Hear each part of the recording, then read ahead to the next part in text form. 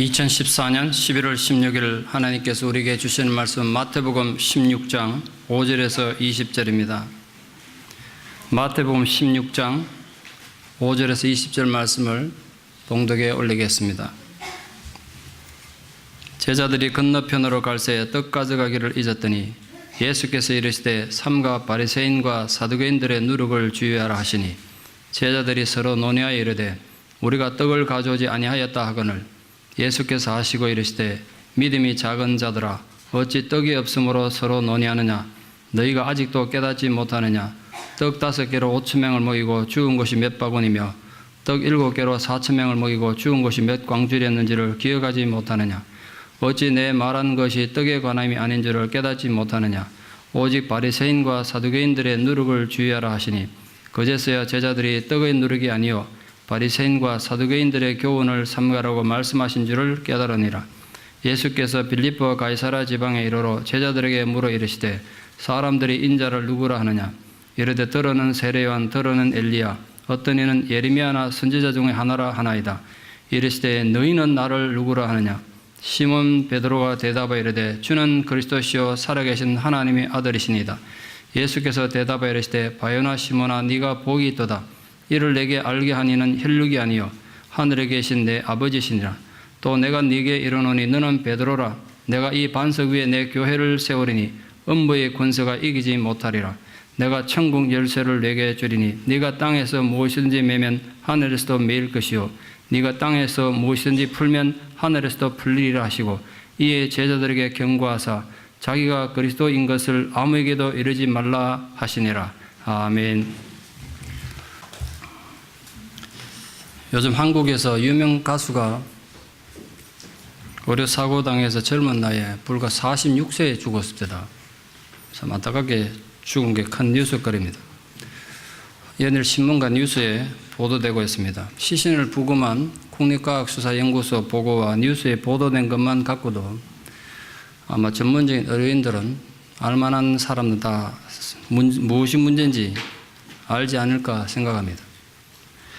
그 의사가 유사한 다른 의료사고로 또 소송이 여러 건 진행 중이고 의사가 제대로 치료하지 않은 것으로 생각이 모아지는 것 같습니다. 예수님 보시기에 바리새인들과 서기관들의 누룩, 그 교훈의 영향력이 생각보다 아주 심했던 것 같습니다. 그러니 그들을 떠나서 배를 타고 가시면서도 머릿속에는 그들에 대한 생각이 떠나지 않으셨던 것 같습니다. 지금 그림을 그려보면 아마 시간은 오후쯤 됐을 겁니다. 배를 타고 떠나는데 예수님은 배 밖을 내다보며 지금 깊은 생각에 잠겨 있습니다. 제자들은 물론이고 사람들이 잘못된 이 바리새인들, 서기관들의 교훈에 영향받을 것 생각하니까 심히 걱정이 된 겁니다. 예수님 마음이 어땠을지 우리가 감히 다 파악하고 이해하기는 어려울 겁니다. 그래서 또 상상력을 좀 동원해서 주님 마음이 어땠을지 좀 유추해 봐야 되지 않을까 합니다. 그때 제자들은 뭘 하고 있었습니까? 아마 예수님은 난간에서 바다를 보고 계시고 제자는 한 무리가 따로 떨어져 가지고 자기들이 커피 오느라 깜빡하고 빵 가져오지 않은 문제 때문에 논쟁에 빠져 있었습니다. 성경에 자세한 기록은 없습니다만 제자들 분위기가 어땠을까요? 지금 자신들은 배를 타고 갈릴리 북쪽 이방 마을로 가고 있습니다. 그 말은 식사 해결하기가 쉽지 않다는 뜻입니다. 이제 영락 없이 밥 굶어야 돼요. 그런 상황입니다. 대개 이런 상황이면 사람들 어떻게 반응합니까? 누군가 희생양을 찾습니다. 너 때문에 빵 가져온 걸 잊었다는 거죠. 너는 그때 뭐 했냐? 나는 내대로 바빴다. 그러고 그렇게 싸우겠죠. 누군가의 책임을 떠넘기고 비난합니다. 본문에 빵 가져오기를 잊은 것에 대해서 말했다는 게 바로 그런 분위기를 말하는 것으로 유추해 봅니다. 그때 하필 예수님께서 바리새인들과 서기관들의 누룩을 조심하라고 얘기하셨습니다. 그런데 예수님의 심각한 얘기를 제자들이 어떻게 이해했습니까? 앞에 중요한 바리새인 서기관들은 싹 빼버리고 뒤에 누룩이라는 단어만 귀에 들어왔습니다. 그게 지금 자기들 최대 관심사니까요. 늘 그래서 문제가 생깁니다. 주님께서 또는 많은 얘기가 오고 갔는데 거두절미하고 내가 듣고 싶은 것만 듣고 판단합니다. 소위 악마의 편집이 이래서 생깁니다. 그래서 원래 말씀 의도와는 전혀 다른 오해가 생기고 시험에 드는 겁니다. 예수님은 사람들의 마음과 생각을 부패하게 만드는 거짓 종교 지도자들의 가르침을 염려해서 제자들에게 바리새인들과 사두개인들의 누룩, 즉 교훈을 조심하라고 단호히 경고하신 겁니다. 그런데 본문에 심각한 문제가 등장합니다. 여러분 생각 어떻습니까? 여러분 생각에는 예수님 제자들이 바리새인들과 서기관들에 대해서 문제의식을 갖고 있었겠습니까? 예수님께서 그렇게 주의하라고 그러는데 자기들도 예수님 가르침처럼 저 사람들이 문제 있는 사람들은 이렇게 생각했겠습니까? 제가 보건대는 전혀 그런 게 아닌 것 같습니다. 아무런 문제의식을 느끼지 못했던 것 같습니다. 그렇기 때문에 예수님이 그토록 심각하게 바리새인들과 논쟁을 벌이고 날카롭게 긴장관계를 유지하고 있는 상황에서 바리새인들과 서기관들의 누룩을 조심하라고 경고했을 때 아무도 알아듣지 못한 겁니다. 그들이 기껏 생각한 건 빵 문제였습니다. 지금 이게 빵 문제로 끝날 일입니까? 도대체 바리새인들의 누룩, 저 교훈이 제자들에게 어떤 의미가 있었을까요? 예수님이 아무리 바리새인 사두개인들을 비난하고 공격해도 유대 문화에 푹 젖어있던 제자들은 절대로 그 영향에 벗어나지 못했던 겁니다. 그러니까 그들에게 아무런 의미가 없지 않겠습니까? 예수님이 그토록 강한 대립각을 세웠던 바리새인들, 서기관들 가르침에 대해서 당시 제자들 입장에서 뭐 그렇게 주님 심하게 말씀하십니까? 그 인간이 다 거기서 거기지 바리새인들이 뭐 특별히 문제될 거 있습니까? 우리 그동안 항상 그들의 가르침을 따라 잘 살아왔는데요. 아마 그렇게 생각한 겁니다. 제가 지어낸 얘기가 아니라 제자들의 그동안 태도를 종합해보면 그렇다는 겁니다. 심지어 제자들은 예수님이 잘못했다 예수님을 비판했습니다. 예수님이 너무 심하게 말하고 잘못 말해가지고 죄 없는 바리새인들 시험 든 거 아닙니까? 이렇게 얘기했습니다. 그러니까 예수님이 그렇게 심각하게 바리새인들과 싸우고 있는 동안 제자들은 왜 예수님이 바리새인을 공격하는지, 왜 예수님이 지금 바리새인과 싸우는지 전혀 이해하지도 못하고 심각성을 갖지 못했던 겁니다. 고로 결론은 예수님 제자들조차 바리새인들의 영향에서 전혀 자유로지 못했습니다. 게다가 지금 예수님 말씀처럼 500여 기적으로 먹인 사람이 5,000명이 넘고 그때 남은 게 또 얼마나 많습니까? 700여로 4,000명을 먹이고 남은 건 또 얼마입니까? 그게 바로 직전 일입니다.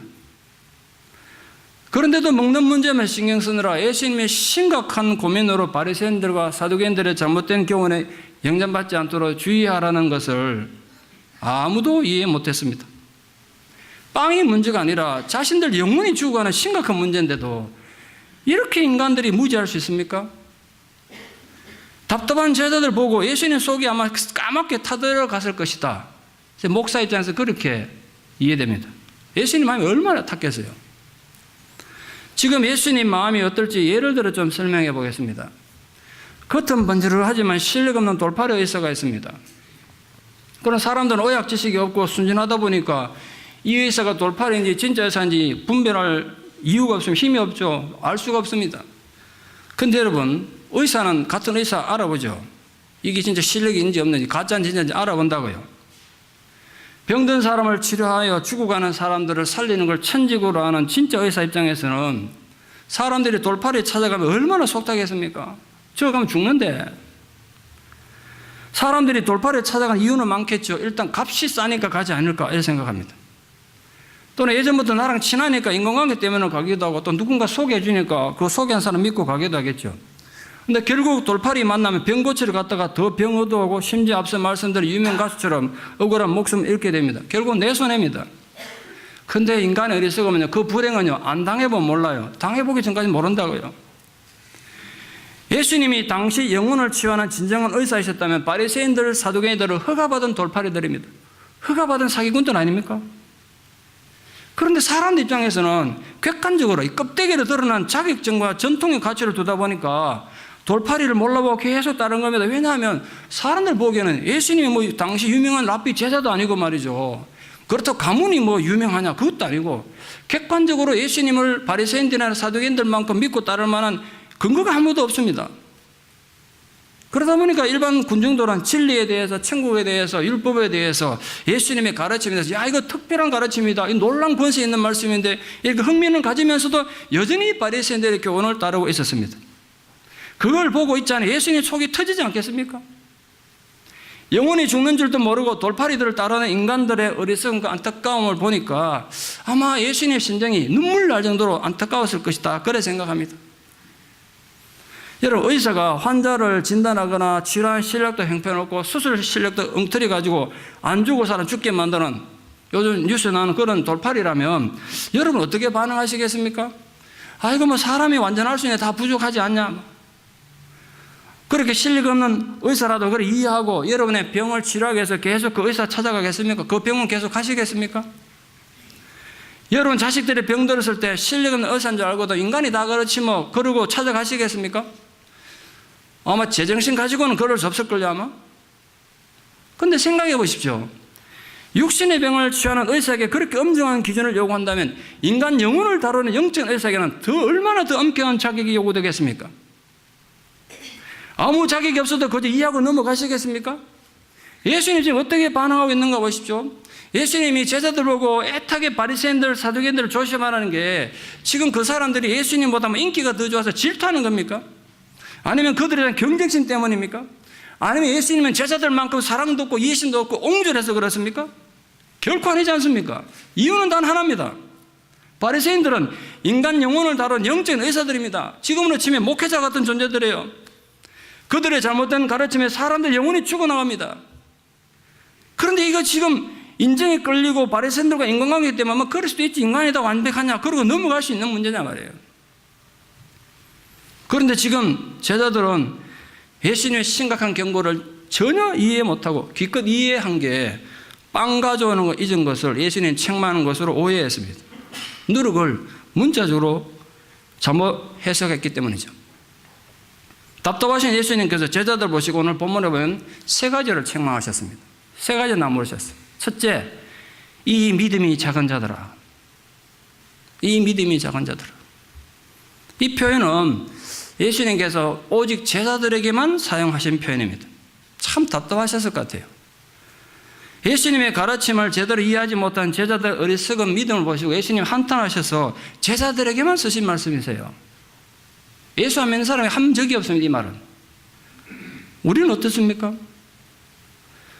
혹시 주님이 우리를 보시고도 이 믿음이 작은 자야 이렇게 한탄하시는 경우는 없습니까? 여러분 지금 어떤 위치에 계십니까? 스스로 신앙을 한번 점검해 보기를 권합니다. 두 번째로 예수님 안타까워서 이렇게 말씀하셨습니다. 아직도 깨닫지 못하느냐? 아직도 깨닫지 못하는 이 말을 뒤집으면 뭡니까? 이제는 깨달을 때 됐지 않냐 이거죠.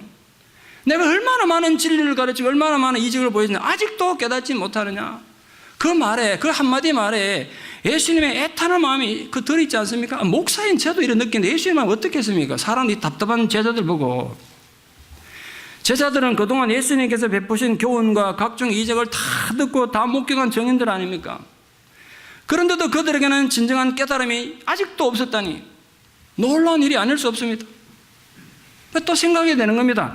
기적을 경험한다고 온전한 믿음을 가지는 것도 아니고 진리를 듣는다고 해서 모두 이해하는 것이 아니라는 사실이 오늘 우리에게도 심각한 경고고 교훈 아니겠습니까?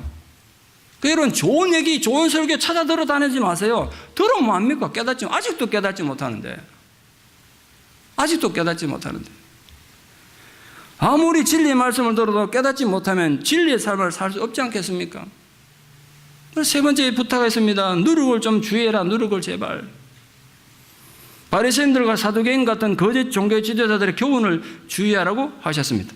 이 바리새인들의 형식적이고 위선적인 율법주의도 주의해야 하지만 사두개인들처럼 현실 중심적인 쾌락주의, 기복주의, 성공신화도 주의해야 한다는 겁니다. 사실 실제도 이 두 가지를 주의해야 되지 않습니까? 지금 현재도. 이 세 가지 책망은 예수님을 따르지 않는 자들에게 주신 게 아닙니다. 지금 예수님을 믿고 따르는 제자들을 향한 주님의 염려이고 책망입니다. 지금도 마찬가지일 거라 생각합니다. 우리의 작은 믿음이 우리가 신앙생활을 제대로 하지 못하는 가장 큰 원인일 겁니다. 믿음이 작다 보니까 온갖 걱정거리가 우리 목을 조여옵니다. 아직도 말씀을 제대로 깨닫지 못하고 늘 어리석은 투정을 부린 이유가 여기 있습니다. 거짓 교훈에 주의를 기울이지 않아서 늘 이 신앙이 병들고 교만에 치우치게 됩니다. 그 주의를 기울임이 잘못됐구나 바로 설 텐데 거기 주의를 안 기울이다 보니까 늘 교만해지고 신앙이 병든다는 거예요. 주님은 제자들에게 최근 행한 오병이어와 칠병이어 사건을 생각나게 하시고 아직도 먹는 문제에 신경 쓰느라 진리에 대해서는 관심도 없는 제자들의 어리석음을 지적하셨습니다. 제자들에게는 이게 바리새인이든 사두개인이든 상대가 누구든 관심 없습니다. 그들이 무슨 거짓 교훈을 전해줘도 관심이 없어요. 자신들이 지금 기껏 관심을 가지는 건 도시락입니다. 도시락. 아주 기초적인 인간의 욕망조차 해결하지 못하고 주님을 따르고 있으니까 그런 제자들을 바라보는 예수님 마음이 얼마나 안타까우셨을까. 이 본문이 우리에게 심각하게 도전하는 두 가지 교훈이 있습니다. 여러분, 부디 잘못된 종교적 가르침에 주의하십시오. 저는 이래 생각합니다. 설교 준비하다 깊이 또 내가 반성하면서 생각했어요. 여러분, 거짓 선지자만 욕할 문제 아닙니다. 거짓 선지자만 욕할 문제가 아니야. 주의하지 못한 나의 잘못도 거짓 선지자 못지않게 크다는 생각입니다.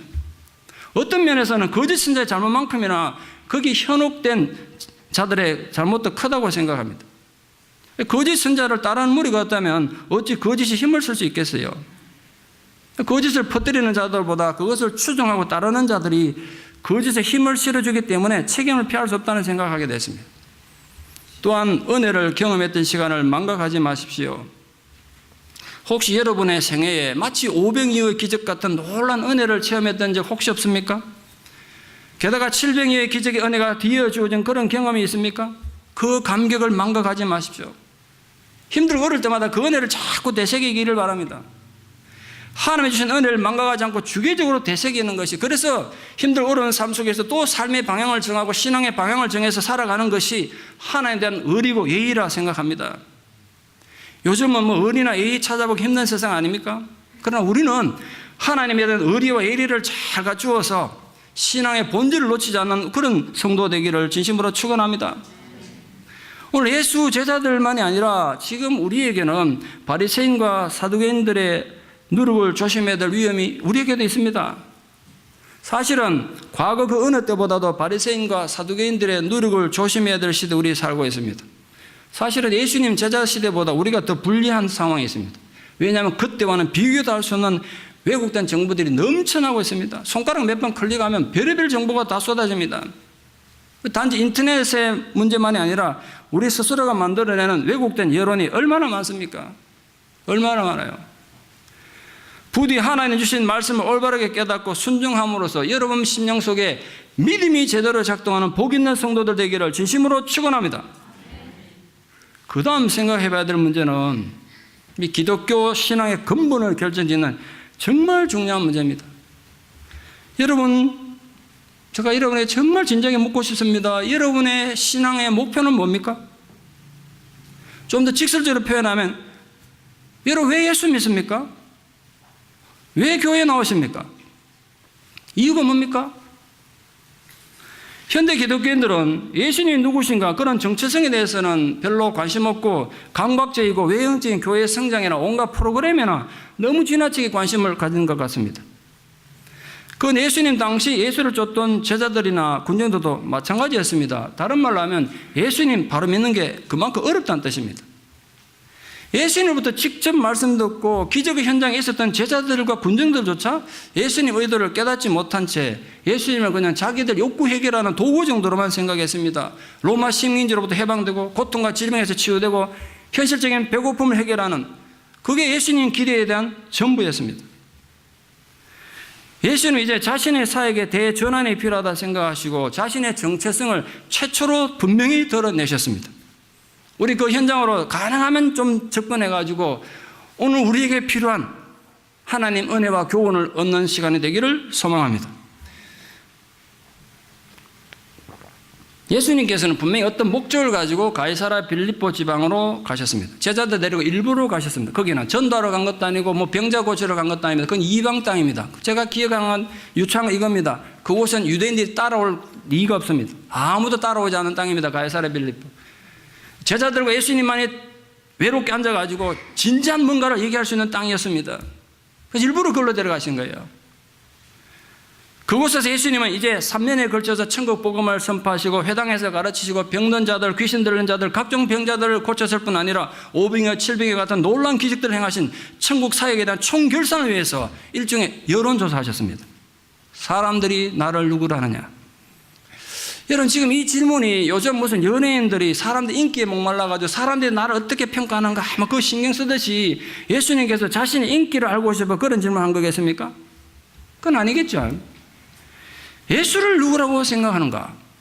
이 질문은 우리 현재 생활과 죽어서 내세의 모든 인간의 관계된 운명을 결정하는 우주 최대 근본이 되는 질문입니다. 예수를 누구라고 생각하는가? 그러면 오늘날도 모든 신앙인들이 반드시 마주치는 심각한 질문입니다. 그런데 이 질문이 가이사랴 빌립보에서 주어졌다는데 주의를 할 필요가 있습니다. 지난번 성지순례 갈 때 여기 가보셨습니다만 가이사랴 빌립보는 갈릴리 호수 북쪽 헐모산 기슭에는 아주 아름답고 조용한 마을입니다. 지난번에 갔을 때도 기와 요츠가 만발하고 계곡에 물도 흐르고 정말 멋있는 곳이 되기는 팔레스타인에서 보기 힘든 땅입니다. 그런데 이건 팔레스타인 중에서 유대 땅이 아니라 이방 땅입니다. 분봉왕 빌립이 로마 2대 황제 티베리우스 가이사를 기념해가지고 이 땅이 원래 그렇지 않은 이름을 가이사라 붙였고 자기 이름 빌립을 갖다 붙여가지고 가이사라와 빌립 붙여서 가이사랴 빌립보가 된 겁니다. 이곳 주민들은 대부분 그 유명한 바알을 숭배하던 자들입니다. 그 헬라에서 이주해온 또 헬라 사람들은 산림과 맹수들의 신이라는 로마인들이 섬기는 판이라는 신이 있습니다. 그 판 신전이 거대하게 지어졌습니다. 성지순례 저와 같이 가신 분들은 신전의 흔적을 보셨습니다만 남아있는 흔적마다 어마어마합니다. 그 솥이 어마어마하더라고요. 거기다가 헤롯은 로마 황제에게 아부하기 위해 가지고 황제를 신으로 숭배하는 황제 신전을 거기다 건립해 놨습니다. 그러니까 예수님 당시에 팔레스타인 전역에서 가장 우상 숭배가 활발했던 지역이 가이사랴 빌립보입니다. 예수님은 바로 그 우상의 땅에서 제자들이 물은 거예요. 대중들은, 군중들은 나에 대해서 어떤 신앙 고백을 하고 있냐. 그때 제자들 답변 3가지였습니다. 들어는 세례요한이라 합니다. 여자가 낳은 자 중에 가장 큰 자라고 예수님 인정했던 사람이 세례요한 아닙니까? 그러나 그도 메시아를 예비하는 자지 절대로 메시아는 아닙니다. 또 들어는 엘리야라 합니다. 이때 엘리야는 구약시대를 대표하는 구약의 선지자를 말하는 게 아니고 말라기가 예언하기를 이후에 하나님께서 우리에게 메시아 구세주를 보내주면 그 구세주가 오기 전에 엘리야 같은 사람이 와가지고 구세주를 예비할 것이다. 그때 그 엘리야를 지금 말하는 겁니다.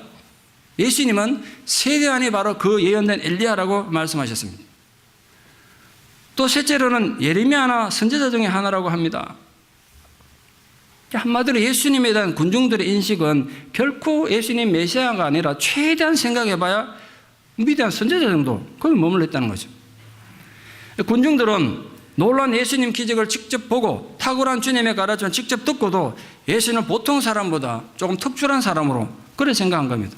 그렇게 기껏 생각한 것이 예수님을 정치적인 왕으로 삼아가지고 로마 속국으로부터 독립하는 허황된 꿈이나 꿨던 겁니다. 군중들의 예수에 대한 이해는 한마디로 완전히 초점이 빗나간 거 아닙니까? 예수님은 단지 이적을 행하거나 부와 명예와 권세 같은 인간의 욕구를 채워주기 오신 거 아니지 않습니까? 그렇다고 사람들이 지킬 수 없는 높은 도덕과 윤리를 가르치기 오신 것도 아닙니다. 예수님이 누구인가에 대한 올바른 이해가 없으면 여러분 절대로 올바른 믿음을 가질 수 없습니다. 다시 강조해서 말씀드립니다. 여러분 평생을 교회 왔다 갔다 해도 예수님이 누군가에 대한 올바른 고백이 없고 올바른 이해가 없으면 신앙을 절대로 올바로 가질 수 없습니다. 그건 그때 그 당시 제자도 마찬가지고 오늘 우리도 마찬가지입니다. 그래서 이번에는 예수님의 질문 화살이 제자들을 정조전했습니다. 사실 이 질문을 하려고 예수님이 물은 거죠. 그러면 너희들은 나를 누구로 하느냐? 이 질문을 주님부터 받은 제자들은 당황했을 겁니다. 왜? 이제 변명할 수 없으니까. 예수님께서 군중들에 대한 의견을 물을 때는 객관적으로 자기들을 들었던 사실, 전해드는 소문 전달하면 됩니다. 예수님에 대한 자기들의 믿음, 자기들 생각 다 숨길 수가 있죠. 그 나타낼 필요가 없지 않습니까? 오늘날 많은 신앙인들도 남들 앞에서 자신이 인격적으로 만나서 자신이 어떻게 하나님을 믿게 됐는지 인격적으로 만난 하나님, 인격적으로 만난 예수님을 고백하기는 힘들어합니다. 그냥 자기가 교회에서 주워드는 성경의 지식, 신학의 지식만 나열하기를 좋아합니다. 그건 아무 부담이 없으니까 배우면 누구나 말할 수 있으니까. 내 안에 아무런 신앙 고백이 없으면서 이론적으로 배우면 누구나 그런 고백을 할 수 있으니까. 예수님에 대한 나의 생각을 말할 필요도 없고 내 신앙 고백을 나타낼 필요도 없습니다. 필요한 경우는 내가 예수 믿는 흔적을 나타낼 필요도 없죠. 그러나 예수님은 우리가 그렇게 살기를 원하시겠어요? 주님은 우리들의 분명한 신앙 고백을 듣기를 원하십니다. 그래서 제자들에게 다른 사람 의견도 말고 너희는 도대체 나에 대해서 어떻게 생각하느냐 물으신 겁니다. 그때 뜻밖에도 베드로가 놀라운 신앙 고백했습니다. 제가 왜 뜻밖이라고 표현했냐면 그동안 보여준 베드로의 실력과 모습 봐서는 절대로 할 수 없는 신앙 고백입니다. 주는 그리스도시요 살아계신 하나님의 아들이니다. 그리스도는 기름 부음 받은 자라는 뜻인데 설명을 다 할 수는 없습니다만 한마디로 요약하면 예수님이 인류의 구세주라는 뜻입니다. 하나님의 아들이라는 말은 예수님의 신성을 강조한 고백이죠. 다시 말해 예수님이 곧 하나님의 뜻이에요. 베드로 고백은 예수님이 참 인간이시면서 참 하나님 아들로서 인간의 죄와 연약함과 상처와 모든 문제를 감당하고 해결하기 위해 오신 인류의 구세주라는 고백입니다. 이 고백이 너무너무 중요합니다. 왜냐하면 비록 제자들이 베드로가 이 고백을 하는 그 순간까지도, 아니 이 고백하고 있는 그때까지도 예수님 가르침을 다 이해하지 못했고 예수님이 왜 이 세상에 오셨는지 진리를 알지 못했지만 이 고백 속에서 예수님이 왜 세상에 오셨는지 그 목적을 분명히 이해하게 되는 겁니다. 이제 신뢰가 시작되는 거죠, 거기서. 게다가 이 고백으로 인해서 예수님께서 십자가를 지실 것과 예수님의 죽음과 부활에 대해서도 듣게 되는 것입니다. 주님은 베드로의 고백이 정확하다고 칭찬해 주셨을 뿐 아니라 그 고백이 베드로 조상이나 베드로의 자신의 지식과 인격에서 나온 것이 아님을 분명하게 말씀하셨습니다. 그 고백은 전적으로 하나님 은혜로 탄생된 겁니다. 하나님 은혜가 아니었다면 베드로뿐 아니라 모든 제자들도 예수님의 정체를 분명히 알 수도 없었을 뿐 아니라 고백할 수도 없었다는 것이 예수님 진단입니다. 그건 우리도 마찬가지 아닙니까? 우리가 예수 그리스도에 대한 정확한 신앙 고백을 할 수 있고 하나님에 대한 분명한 인식을 가지게 된 것은 학교에서 배운 지식이 아님을 인정합니다. 인간적인 훈련과 가문에서 비롯된 것도 아니라는 걸 인정합니다. 또한 우리들의 업적과 우리들의 선행에서 비롯된 것도 아니라는 사실을 제가 분명히 인정합니다. 진실로 우리가 예수 그리스도가 누군지 알고 예수님이 누군지 고백되어지는 것은 전적인 하나님 은혜의 선물인 것을 고백합니다. 고로 우리 가운데 누구도 적어도 자기 신앙에 관한 자랑할 사람이 아무도 없습니다. 여러분 누구보다 뜨겁게 기도합니까? 여러분 누구보다 뜨겁게 믿습니까? 여러분 누구보다 뜨겁게 헌신했습니까? 자랑할 일은 절대로 아닙니다. 전적으로 그분의 은혜입니다. 예수님이 그걸 말씀하신 거예요. 네가 아니고 네 혈육도 아니고 하나님 아버지의 전적인 은혜다. 우리는 하나님 은혜로 구원도 받았을 뿐 아니라 그 은혜로 날마다 제대로 된 신앙생활을 하고 있는 겁니다. 오늘도 부정한 것이 많고 들떨어진 박상관 목사가 이곳에서 말씀을 선포할 수 있는 것도 전적인 하나님 은혜이고 여러분 오늘도 예배자로 나와서 하나님 앞에 예배자로 쓴 것도 전적인 하나님 은혜인 줄 믿습니다. 우리가 예수를 어떤 분으로 고백하고 있느냐 너무너무 중요합니다. 우리에게 예수님은 어떤 분입니까? 혹시 우리는 예수님을 단지 우리에게 그냥 필요할 때 복 주시는 분 정도로 알고 있지 않습니까? 또 때로는 필요하면 우리 기분과 생각을 마치 그분의 명령인 것처럼 착각하고 있지 않습니까? 다시금 똑같은 질문이 우리에게 주어집니다. 너희는 나를 누구라 하느냐? 이 질문에 대한 고백이 여러분의 신앙의 방향과 운명을 결정합니다. 여러분은 예수님을 누구라고 고백하십니까? 이 고백 위에 교회도 쓰는 것이고 여러분 가정도 쓰고 기업도 쓰고 개인의 인생도 바로 쓰는 것입니다.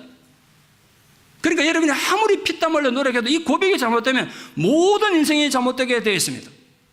교회의 생명의 기초는 이 올바른 신앙 고백 위에 쓰는 것이지 뭐 대단한 사람이나 위대한 제도나 프로그램에 쓰는 것이 아닙니다. 주는 그리스도시요 살아계신 하나님의 아들이십니다. 베드로의 이 고백은 한 개인의 운명을 바꾸는 데 그치지 않았고 모든 우주적 교회들의 운명을 결정한 답변이었습니다. 여기서 예수님의 메시아이심을 고백한 베드로의 고백은 유대인들의 일반적인 갈망하는 민족을 구원하는 정치적 메시아와는 전혀 다른 고백이지 않습니까? 그래서 놀랍습니다. 이 무식한 베드로가 어떻게 이런 탁월한 고백을 했을까? 베드로의 고백이 놀라운 것은 그 정확성에 있습니다. 예수님이 누구신지 그 한마디 안에 아주 정확하게 고백했습니다. 사실 성경 66권 1189장 전체를 이 한마디에 요약했습니다. 그 단순성에서 놀랍습니다. 이 중요한 신앙 고백에 무슨 복잡한 철학이 들어갔습니까? 신학이 동원됐습니까? 아무것도 없습니다. 아주 쉽고 단순합니다. 그 간결성에서 놀랍습니다. 우주 최초의 신앙 고백은 단 한 문장으로 된 너무나 이해하기 쉬운 고백입니다. 어떤 사람들은요, 쉬운 것도 어렵게 얘기하는 사람이 있을 때도 그것도 은사입니다. 그렇게 어렵게 얘기할 수 있는 건지. 자기 지식 자랑을 말장난이라고요. 저도 말합니다. 신뢰 엄마가 불트만 몰트만 머리 지진나게 배웠는데 제가 설교할 때 그런 사람이 인정합니까? 필요 없어요. 제가 깨달은 건 하나입니다. 정말 깨달았습니다. 진리는 단순합니다. 진리는 간결해요. 진리는 이해하기 쉽습니다. 제가 신학자들이 지은 죄가 많은데 그 중에 큰 죄 중에 하나가 이 단순하고도 간결한 진리를 너무 복잡하게 꼬아놨다는 거예요. 말장난이 너무 많아요. 내가 지금 좀 억울한 생각이 들어요. 왜냐하면 제가 신학교 다닐 때 3년 동안 새벽 3시 전에 잠을 자본 적 없습니다. 머리 쥐어 뜯어밀고도 그 양이 너무 많아 다 읽지를 못해가지고. 근데 그 목회할 때 하나도 써먹지 못하고 왜 그랬을까요 제가? 잠이나 잘걸.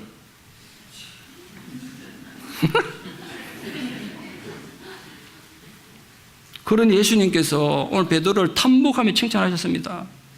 칭찬하셨다. 아십니까? 예수님께서 제자들을 딱 한 번 칭찬하셔서 이때 딱 한 번 하셨어요. 너무너무 기분이 좋았을 것 같아요, 예수님. 예수님 웃는 모습이 보이십니까? 베드로의 이 신앙 고백 듣고 너무 기뻐하셨어요. 여러분, 우리 예수님 좀 웃게 만듭시다. 우리 때문에 예수님이 웃으셔서 너무 좋았어요. 이 웃으시는 모습. 그 좀 한번 그려보시라고요. 어떤 분이 저희 집들 할 때 그걸 사오셨는데 예수님 확 웃으시는 그림 그거 되게 좋대요. 그거 쳐다보셔도 마음이 가벼워진. 여기서 발견되는 너무나 중요한 진리 하나가 있습니다. 여러분은 예수님을 누구라고 고백하십니까? 그 고백이 정확하고 진실되면 그보다 주님을 기쁘게 하는 게 없대요. 정확한 신앙 고백은 절대로 말장난 아닙니다. 자기 지식을 자랑하는 자기 과시도 절대로 아닙니다. 인생의 가장 고통스럽고 비참한 상황 속에서 증명되어야 하는 것입니다. 예를 한번 들어볼까요? 한국을 대표하는 신약 신학자인 박창환 교수님이 계십니다. 저희 교회 옛날에 학장하셨던 분입니다. 저희 학교 학장하셨던 분입니다. 그 아버님 되는 박경구 목사님은 1903년 황해도에서 교회 장로인 아버지와 권사인 어머님 사이에 태어났습니다. 그러니까 우리 한국교회 최초로 예수 믿은 가정이 아닐까 이런 생각이 듭니다. 어릴 적부터 천재 소리를 들었던 인재입니다. 성교사인데 보니까 이 친구는 커서 목회를 하면 정말 잘할 것 같아서 어릴 때부터 너 목사라고 조언했지만 조국의 독립을 위해서 내가 후학을 양성하겠습니다. 그래서 숭실대 수석 졸업하고 교장이 됩니다. 20대 초반 어린 나이에 중고등학교 교장이 됐어요. 그러나 일제의 극심한 방해로 어려움을 겪다가 결국은 목사가 되기로 합니다. 저희 모교인 장로의 신학대 입학해서 1941년 목사가 돼가지고 황해도 장량군 서북의 목사가 됩니다. 저희 학교 36교 졸업생이니까 저게 딱 50년 선배됩니다. 신학교 때부터 일제의 신사참배 강요로 고통을 당했는데 목사가 되고 나니까 박해가 다 심했습니다.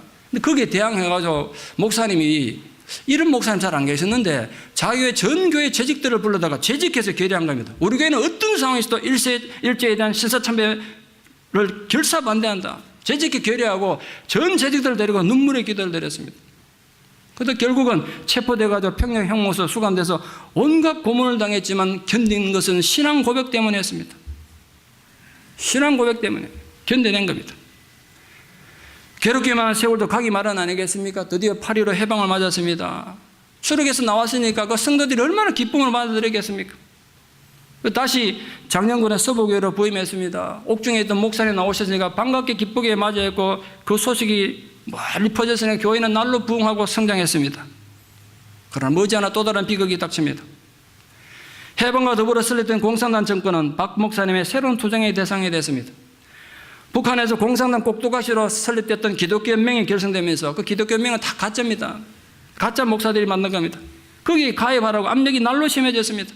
나중에는 이 목사님의 신학생들 가르치니까 그 신학 교육도 공산주의가 가르치는 것만 가르치는 압력이 들어왔습니다.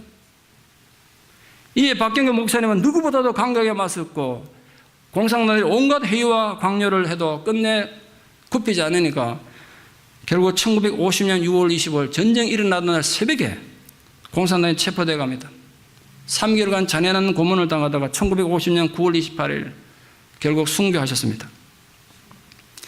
이후에 며칠 뒤에 평양이 수복되지 않습니까? 평양 수복에 시신이 발견됐는데 쇠사슬에 두 손과 두 발이 다 묶였는데 보니까 10손가락, 10발가락이 모두 잘린 채 발견됐습니다. 함께 투옥됐다 겨우 살아난 사람의 증언에 하면 박 목사님은 공산당들 손가락을 하나하나 자르며 너 이래도 예수 믿겠느냐? 그때 물을 때 당연히 주 예수 그리스도는 나의 주님이시다. 외치시면서 손가락이 하나씩 잘리셨대요. 잘릴 때마다 주 예수 그리스도는 나의 주님이시다. 발가락 하나하나 자르면서 너 예수만 버리면 살려준다 외쳤지만 내 몸이 다 찢어져도 우리 주님 예수를 버릴 수 없다. 여러분에게는 손가락 몇 개 있습니까? 발가락 몇 개 있습니까? 10개 모두 온전하십니까? 손가락 10개, 발가락 10개 모두 하나씩 잘리는 아픔이 어땠을까요? 박경근 목사님은 잘려나간 10손가락, 10발가락에서 쏟아지는 피로 예수 그리스도는 나의 구세주심을 증거하며 숨을 거두셨습니다. 그게 박경근 목사, 너는 이 험악한 세상 속에서 나를 누구라 고백하느냐? 주님의 물음에 대한 목사님의 신앙 고백이었습니다. 그래도 여러분은 너희는 나를 누구나 묻는 주님의 질문 앞에 똑같은 신앙 고백할 수 있겠습니까? 여러분 정말 손가락 발가락이 잘려지는 그 상황에서도 주는 그리스도시고 살아계신 하나님의 아들이라고 고백할 수 있겠습니까? 지금 베드로는 예수님 앞에 입으로 위대한 신앙 고백했습니다만 그걸로 끝나지 않은 거 아시죠? 머지않은 시간에 베드로는 자기가 고백한 그 고백 때문에, 그 신앙 고백 때문에 비참하게 순교로 인생을 끝내야 했습니다. 여러분, 우리는 예수님을 누구라고 고백합니까? 멋있는 미사일을 동원해서 아무리 그럴듯하게 고백한다고 해도 나의 손가락이 잘리고 발가락이 잘리는 고통 앞에서 우리 그 신앙 고백은 살아있을 수 있습니까? 우리가 얼마나 사소한 일로 우리 신앙이 뿌리치 안 들립니까? 때로는 누군가의 말 한마디에 거창하게만 했던 신앙 고백이 흔적도 없이 사라지는 걸 봅니다. 오늘도 주님은 우리에게 묻고 있습니다. 아무개 성도야, 너는 나를 누구라고 고백하느냐? 베드로의 최초의 고백은 위대한 것입니다. 천재적이기까지 합니다. 그런 문제는 우리들입니다. 이미 베드로가 한 고백을 우리 얼마든지 흉내낼 수 있습니다. 마음에는 아무런 결단 없이 입으로 대단한 고백을 할 수 있습니다. 그러나 베드로 보십시오. 그 위대한 고백을 멋들어지게 해놓고 예수님부터 최상의 칭찬되는 베드로가 바로 그 한순간 뒤에 사탄이라고 예수님부터 책망들었습니다. 놀라운 반전 아닙니까? 베드로가 반석이 되고 그 위에 교회가 세워지는 것은 베드로의 신앙 고백 때문입니다. 신앙 고백이 언제나 교회의 근거가 되는 것입니다. 우리의 건강한 신앙 고백이 그래서 중요합니다. 아무 가르침이나 무조건 받아들일 수 없는 이유는 그게 교회의 기초를 결정하기 때문에 그렇습니다. 그 위험성 때문에 교회를 보호하려고 주님은 영적인 지도자를 교회에 세우셨습니다. 교회를 건강하게 지키고 보호하는 것이 첫째는 성령의 은혜겠지만 목회자의 책임이 그만큼 무서운 겁니다. 여러분 그냥 자기 하고 싶은 대로 하면서 교회만 다니면 되지만 목사는 그럴 수 없습니다. 자나깨나 우리 교회가 진리에 바로 서 있는지 늘 신경이 곤두설 수밖에 없습니다. 연세 많은 어른들로부터 오늘도 말도 못하는 영아부 갓난아기까지 제대로 된 주님의 영적 인도를 받고 있는가? 그게 초미의 관심할 수밖에 없습니다. 여러분 시각으로 이해하지 마십시오. 여러분 수준으로 이해하지 마세요.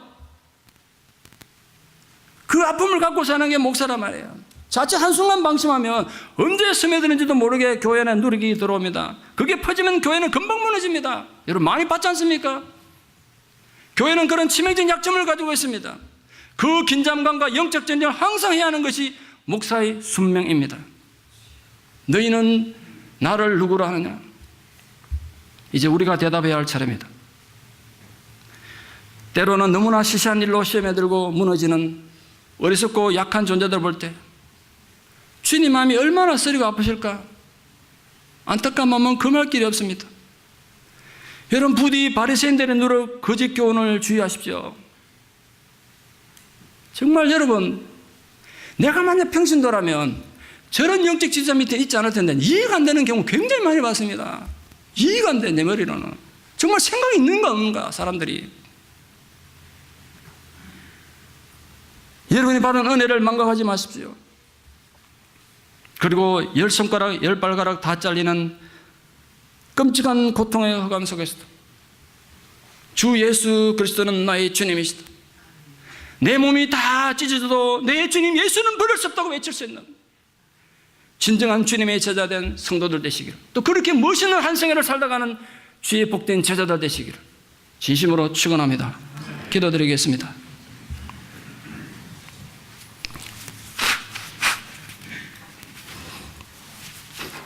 아버지 하나님의 은혜와 사랑을 진실로 감사드립니다.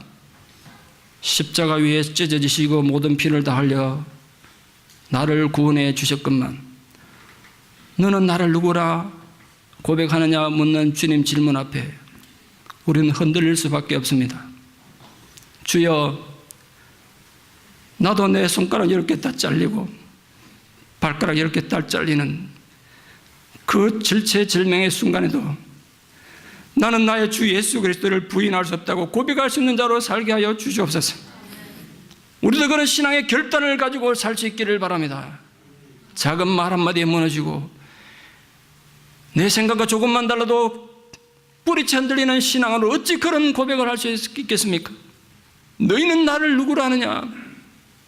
오늘 주님이 묻는 이 엄중한 질문 앞에 우리들의 분명한 신앙 고백을 발견하고 돌아가는 은혜가 이 설교를 듣는 모든 분들에게 있게 하여 주시옵소서.